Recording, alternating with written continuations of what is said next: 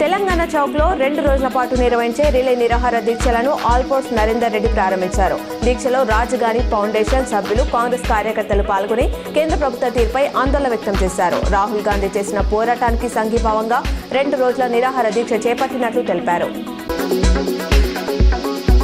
అంధత్వాన్ని నిర్మూలించే కార్యక్రమంలో భాగంగా కరీంనగర్లోని రేకుర్తి కంటి ఆసుపత్రిలో ఉచిత సర్జరీ నిర్వహించారు. చుట్టుపక్కల గ్రామస్తులు 27 మందిని ఉచిత కంటి క్యాంపు ద్వారా ఎంపిక చేసి కంటి చూపు లోపించిందని గుర్తించి ఆపరేషన్ చేశారు.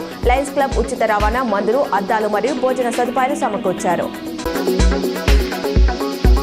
వెమ్లవాడ మూలవాగు నుంచి బ్రిడ్జ్ నుంచి టెంపుల్ వరకు 6,50,00,000తో నిర్మించే రోడ్డు పనులకు ప్రభుత్వ విప్ ఆది శ్రీనివాస్ భూమి పూజ చేశారు. కలెక్టర్ సందీప్ కుమార్ ఝా, ఎస్పీ మహేష్ బిగీతే, ఆలయ ఈవో రాధాబాయ్తో కలిసి పనులు ప్రారంభించి ఆలయ డెవలప్మెంట్ పై వివరాలు వెల్లడించారు. కరీంనగర్ జిల్లాలో ఇప్పటివరకు బంగారం, నగదు ఎత్తుకెళ్లిన దొంగలు గత నెల రోజుల నుండి రూటు మార్చి ఆవులు, మేకలు మరియు చిల్లర దొంగతనాలకు పాల్పడుతున్నారు. అర్ధరాత్రి 6 బయట కట్టేసిన ఆవులు, మేకలను టార్గెట్ చేస్తూ కార్లలో, ఆటోలలో ఎత్తుకెళ్తున్నారు.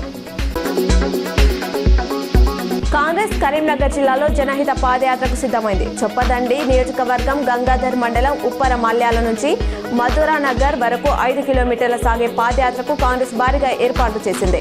యాత్ర సాగే దారిని ఫ్లెక్సీలు, బ్యానర్లతో నింపేశారు.